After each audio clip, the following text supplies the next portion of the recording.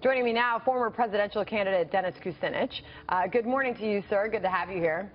Good to be with you. Thank you. All right. So, first of all, your take on the president's remarks on Donald Trump and Donald Trump's response. The president saying that world leaders are rattled by the presumptive GOP nominee. I think it would probably be good for President Obama to try to stay above this fray. And let's face it. Well, it's always interesting to see what other leaders think about our country. Americans have to make their own decision. And I don't think that we can be influenced by what people in other countries think about who we choose as leaders. That's what sovereignty is all about. And I think the American people need to reserve to themselves the sanctity of the vote without any influence from any other government.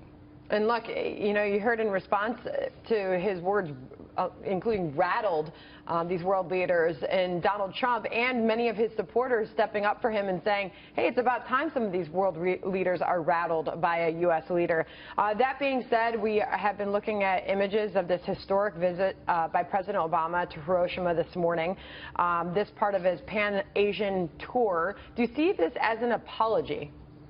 Well, you know, let's face it, there's some serious historical questions about whether the atomic bomb ever needed to be dropped.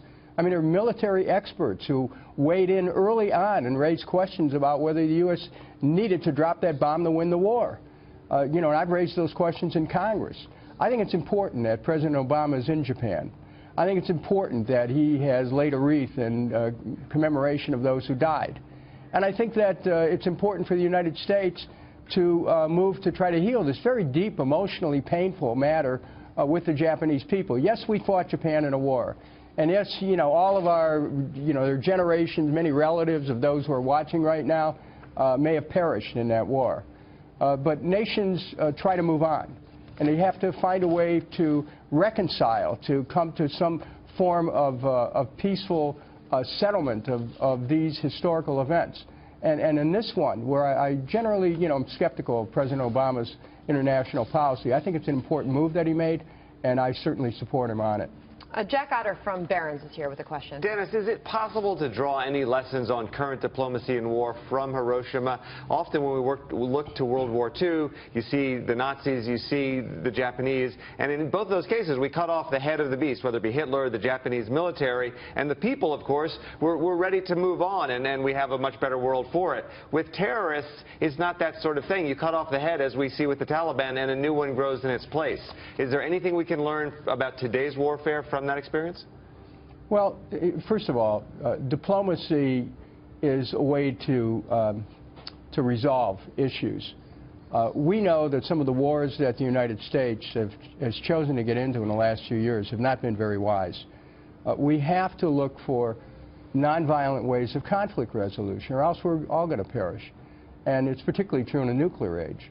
So, you know, when we look at the threat of terrorism today, which we have to deal with, the way to do it is to get the nations of the world together and agree as to how to do it. And we have to be careful that we don't have nations like Saudi Arabia funding jihadists and other countries in the region funding jihadists who then help to create the kind of terrorist activities which we're trying to defend against. So, but Congressman, we have a White House and we have a leader of the country who won't even call the enemy by its name, and that's radical Islamic terrorism. That's a problem from the get-go. But look, the administration's policies have not always been coherent with respect to the Middle East and the broader region. That's because of foreign policy decisions that have been made in concert with Saudi Arabia, Qatar, Turkey, with people who are moving an agenda for a radical group. That's a problem. And, you know, the administration has gone astray. However, I think that with the President's remarks today, I think he's realizing some of the limits of encouraging countries to fund jihadist activities. It always blows back on the United States. You know, this is about time that we start paying attention to matters here at home. We can't solve problems all over the world. We shouldn't be fomenting fights between Sunnis and Shiites. All right. Well, good to have you this morning, former Congressman and two-time presidential candidate Dennis Kucinich. Good to have you. Have a nice weekend. Thank you.